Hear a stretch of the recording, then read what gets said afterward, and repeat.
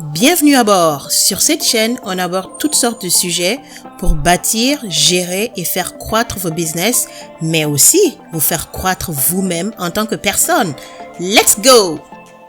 Atteindre la liberté financière, c'est un objectif pour de nombreuses personnes. On en parle de plus en plus partout autour de nous, on en entend parler aussi. Malheureusement, trop de personnes vraiment n'y parviennent pas et la plupart des personnes en fait ne tendent même pas vers là. Au lieu de ça, les gens sont généralement accablés par des dettes qui ne font que croître. Il y a toutes sortes d'urgences financières ou bien des dépenses excessives et d'autres problèmes en fait qui empêchent les gens d'atteindre leurs objectifs financiers. Il y a aussi des événements qui sont parfois imprévus et inattendus complètement, comme une crise financière, une catastrophe naturelle ou une pandémie. Et ces choses-là peuvent venir vraiment chambouler tout et créer vraiment des trous dans le filet qu'on s'était déjà formé. Dans la vidéo d'aujourd'hui, on va parler d'habitudes spécifiques à développer pour tendre ou bien mieux atteindre cette liberté financière dont vous rêvez. Ces habitudes marchent pour moi et je sais que ce sera le cas pour vous aussi. Let's go!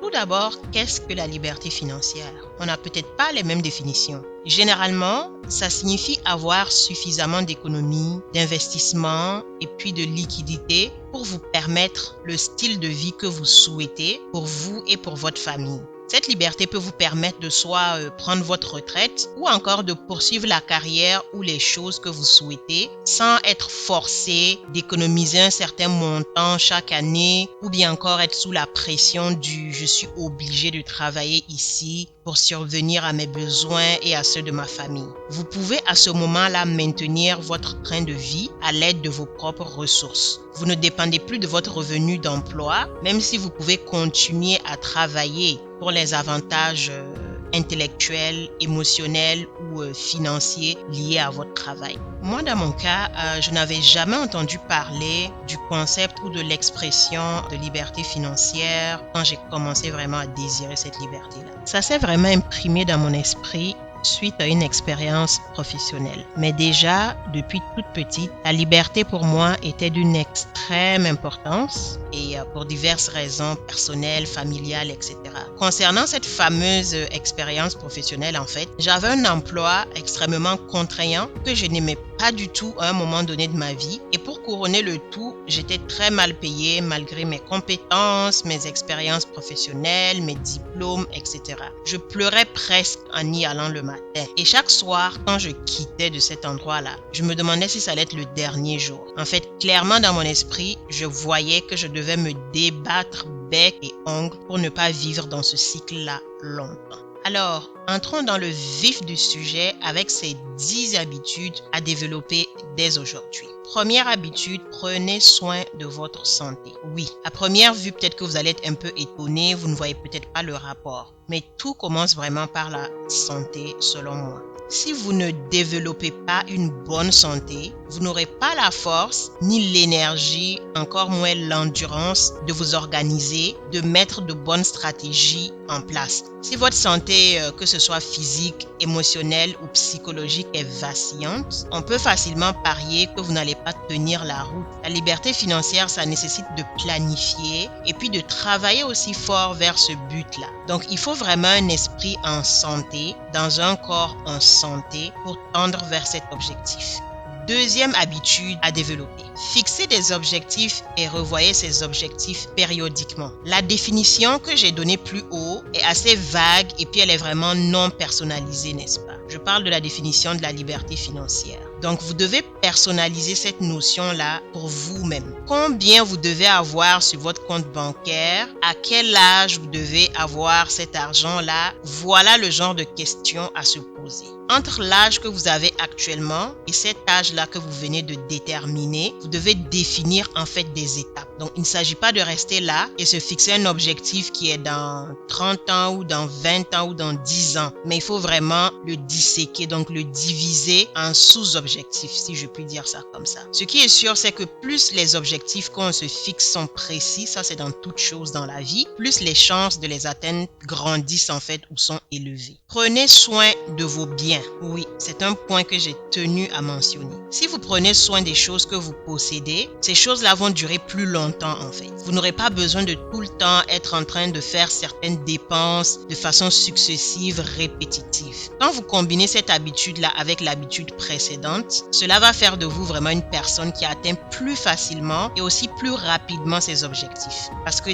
définitivement, il n'y a rien de bon qui peut se créer dans la négligence ou bien dans le désordre. Formez-vous continuellement. Ça, je vais vous chauffer les oreilles avec sur cette chaîne-là. Moi, je connais des gens qui ne cherchent jamais à savoir les nouvelles lois qui concernent les finances, les impôts, les taxes, les incitatifs financiers dans la ville ou bien dans le pays dans lequel ils habitent. Et c'est vraiment une grosse erreur. Vous n'avez pas besoin de travailler dans le milieu financier ou quelque chose comme ça pour vous intéresser à ces choses-là. Vous devez détenir cette information parce que sans cette information, vraiment, bâtir des stratégies financières, ça va être assez difficile. Quand vous passez en revue les changements dans les lois fiscales régulièrement, par exemple, vous allez pouvoir vous assurer que vous maximisez tous les ajustements et puis toutes les déductions auxquelles vous avez droit, par exemple. Ou bien, si vous vous tenez au courant de l'actualité financière, les évolutions boursières, les choses comme ça, vous allez pouvoir aussi ajuster votre portefeuille d'investissement en conséquence de ce que vous lisez, les informations que vous obtenez. Établissez un budget de dépenses clair, mais surtout, respectez-le. C'est un point que je pense ne nécessite plus de bavardage tellement qu'il revient partout et à tous les coups. Qui dit planification financière pour un objectif dit forcément budget mensuel ou même budget hebdomadaire. Et si vous êtes quelqu'un avec des valeurs d'intégrité, de paroles données, d'honnêteté, etc., en temps normal, vous allez vous sentir mal quand vous n'allez pas respecter votre budget. Et justement, ce malaise-là, ça doit vous pousser à respecter votre budget de façon plus scrupuleuse et beaucoup plus souvent. Et ça aide vraiment. Vivez un peu en dessous de vos moyens. Alors, que ce soit clair, vivre en dépensant ce que vous avez comme moyen ou pire encore, vivre au-dessus de vos moyens ne va jamais vous permettre d'atteindre la liberté financière. C'est un conseil qui revient souvent quand on écoute certaines personnes fortunées de ce monde. Ça revient à tous les coups. Vous connaissez le dicton qui dit que qui veut aller loin ménage sa monture. Et c'est bien logique. Le fait de faire de petits ajustements en essayant de distinguer les choses dont vous avez vraiment besoin et les choses que vous voulez, c'est une habitude extrêmement utile. Et mettez en place cette habitude-là dès aujourd'hui si ce n'est pas encore une réalité dans votre vie. Épargnez de façon automatique, en mode robot. Si une fois l'argent tombé dans vos mains, vous êtes le genre que l'argent s'envole en fumée, on dirait de la magie, vous devez donc prendre des mesures qu'on va nommer draconiennes pour mettre de l'argent de côté dès que votre salaire tombe. Et moi, je pense que le plus simple, souvent, c'est de mettre en place les retraits automatiques. Donc, vous demandez à votre banque ou vous le faites vous-même pour qu'un certain montant soit prélevé et envoyé, par exemple, sur un autre compte d'épargne ou quelque chose comme ça. Et vous mettez ces sommes-là, cette épargne-là de côté pour justement les utiliser pour mettre en œuvre vos stratégies financières, pour créer aussi votre filet de sécurité, ce qu'on appelle le fonds d'urgence, etc. Ayez l'habitude de déceler et de comprendre le meilleur moment pour investir. Le meilleur moment pour investir actuellement, au moment où je vous parle, c'est maintenant. Quel que soit votre niveau de vie ou vos revenus, décidez vraiment d'investir et puis agissez en conséquence. L'autre meilleur moment d'investir, c'est quand vous aurez en face de vous une bonne opportunité dont le niveau de risque vous sied. Des investissements en fait existent pour toutes sortes de montants, mais vous devez absolument commencer quelque part pour arriver quelque part. Rappelez-vous de ça. Investissez et puis continuez d'investir encore et encore. Organisez-vous pour avoir plusieurs sources de revenus. C'est une des façons assurées d'atteindre la liberté financière. Utilisez les services d'un professionnel. Même si vous avez actuellement ce que vous considérez être vraiment dérisoire comme montant, ayez cette habitude-là d'échanger quand même avec des professionnels comme des conseillers financiers pour parler de vos objectifs financiers. Ces gens-là sont formés pour ça. Ces gens-là se forment continuellement pour ça. Ils ont des informations qui sont capitales, cruciales pour vous. Allez-y les chercher. Ne minimisez pas du tout cette habitude en vous disant que vous ne possédez pas grand-chose, etc. Je sais que beaucoup de personnes pensent comme ça. Quel que soit le montant, ce montant-là vaut la peine justement d'avoir une stratégie pour le fructifier, pour le placer, etc. Donc, si vous n'avez pas assez de connaissances ou que vous n'avez pas assez de temps pour faire ces choses-là vous-même, et même si vous avez ces deux-là, moi je vous dirais, ça vaut toujours la peine de discuter avec un professionnel, quelqu'un qui est vraiment dans le domaine.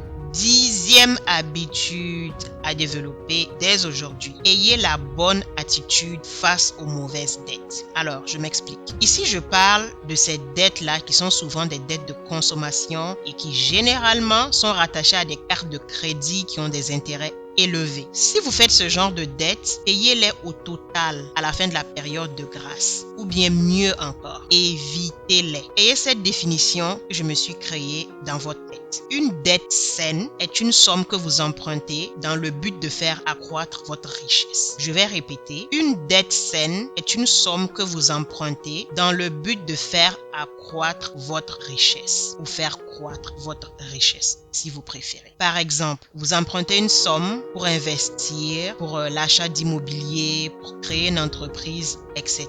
Donc, désormais, quand vous faites face à une dette que vous avez envie de prendre, de contracter, demandez-vous toujours la question qui suit. Cette dette-là, est-ce qu'elle vient m'aider à faire augmenter ma richesse ou bien à faire diminuer ma richesse? J'espère que vous avez aimé la vidéo d'aujourd'hui. N'oubliez pas de faire 4 petites choses toutes simples. Vous abonner, activer la cloche pour recevoir les notifications, liker et partager. Ciao!